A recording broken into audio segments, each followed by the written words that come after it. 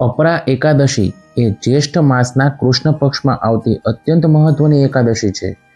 અપરા શબ્દનો અર્થ જ અપાર અથવા જેનો કોઈ અંત નથી તેવો થાય છે. એટલે કે આ એકાદશી અપાર પુણ્ય અને ફળ આપનારી છે. યુધિષ્ઠિર મહારાજના પૂછવા પર ભગવાન શ્રી કૃષ્ણએ આ એકાદશીની કથા વર્ણવી હતી.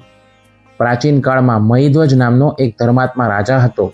તેનો નાનો ભાઈ વજ્રધ્વજ અત્યંત ક્રૂર અને અધર્મી હતો. વજ્રધ્વજે સત્તાના લોભમાં પોતાના મોટા ભાઈ મહિધ્વજની હત્યા કરી અને તેના મૃતદેહને જંગલમાં એક પીપળાના ઝાડની નીચે દાટી દીધો. અકાળે મૃત્યુ થવાને કારણે મહિધ્વજ પ્રેત યોનિમાં ગયો અને તે પીપળાના ઝાડ ઉપર રહીને આવતા જતા લોકોને હેરાન કરવા લાગ્યો. એક દિવસ ધૌમ્ય ઋષિ ત્યાંથી પસાર થયા. તેમણે પોતાના તપોબળથી પ્રેતનો ભૂતકાળ જાણી લીધો. કરુણાવશ મુનિએ તે પ્રેતને પ્રેત યોનિમાંથી મુક્તિ અપાવવા માટે પોતે અપરા એકાદશીનું વ્રત કર્યું અને તેનું પુણ્ય તે પ્રેતને અર્પણ કર્યું. આ એકાદશીના પુણ્ય પ્રતાપથી રાજા મહિધ્વજ પ્રેત યોનિમાંથી મુક્ત થયો અને દિવ્ય શરીર ધારણ કરી વૈકુંઠ ધામ સીધાવ્યો. કોઈ પણ પાપ કે દોષ એટલો મોટો નથી હોતો જેને ભગવાનની ભક્તિ અને એકાદશીનું શરણ ધોઈ ન શકે. પ્રેત યોનિ જેવી નિમ્ન અવસ્થામાંથી પણ જો મુક્તિ મળી શકતી હોય તો મનુષ્ય જન્મમાં ભક્તિ કરવાથી શું ન મળી શકે. શાસ્ત્રોમાં આ એકાદશીને અપાર ફળ આપનારી કહી છે. વિચારવા જેવી વાત છે કે જો એક ઋષિના વ્રતના પુણ્યથી એક પ્રેત વૈકુંઠ જઈ શકતું હોય તો આપણે પોતે શ્રદ્ધાપૂર્વક આ વ્રત કરીએ તો આપણા જીવનમાં કેટલું મોટું પરિવર્તન આવી શકે. બ્રહ્મહત્યા, પરનિંદા કે જૂઠી સાક્ષી આપવા જેવા ઘોર પાપોમાંથી પણ આ વ્રત મુક્તિ અપાવે છે. આ દિવસે વ્રત કરવાથી જે પુણ્ય મળે છે તે પુષ્કર સ્નાન, ગંગા કિનારે પિંડદાન કે હજારો ગાયોના દાન કરવા સમાન ગણવામાં આવે છે. જે વ્યક્તિ આ દિવસે ભક્તિભાવપૂર્વક વ્રત કરે છે તેને જીવનના દરેક ક્ષેત્રમાં વિજય અને યશ પ્રાપ્ત થાય છે.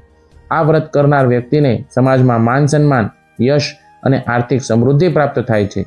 જે લોકો દેવામાં ડૂબેલા હોય અથવા કારકિર્દીમાં અવરોધ અનુભવતા હોય તેમના માટે આ વ્રત અત્યંત ફળદાયી માનવામાં આવે છે. શીલ પ્રભુપાદે એકાદશીને માધવ તિથિ એટલે કે ભગવાન શ્રી કૃષ્ણને અત્યંત પ્રિય દિવસ ગણાવ્યો છે. તેમના મતાનુસાર એકાદશી માત્ર ઉપવાસ પૂરતી મર્યાદિત નથી પરંતુ તે આત્મિક પ્રગતિનો દિવસ છે.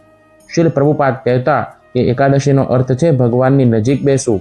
આ દિવસે ભક્તોએ વધારે સમય ભગવાનના નામનો જપ, હરે કૃષ્ણ મહામંત્રનો જપ કરવો જોઈએ તથા શ્રીમદ ભગવદ્ ગીતા કે શ્રીમદ ભાગવતમનું વાંચન કરવું જોઈએ. આધ્યાત્મિક દ્રષ્ટિએ એકાદશીના દિવસે અનાજ અને કઠોળમાં પાપનો વાસ હોય છે. તેથી અન્નનો ત્યાગ કરવાથી શરીર શુદ્ધ થાય છે અને મન ભગવાનમાં પરોવાયેલું રહે છે. શીલ પ્રભુપાદ અનુસાર એકાદશી એ કૃષ્ણને પ્રસન્ન કરવા માટે કરવામાં આવતું એક સ્વૈચ્છિક તપ છે.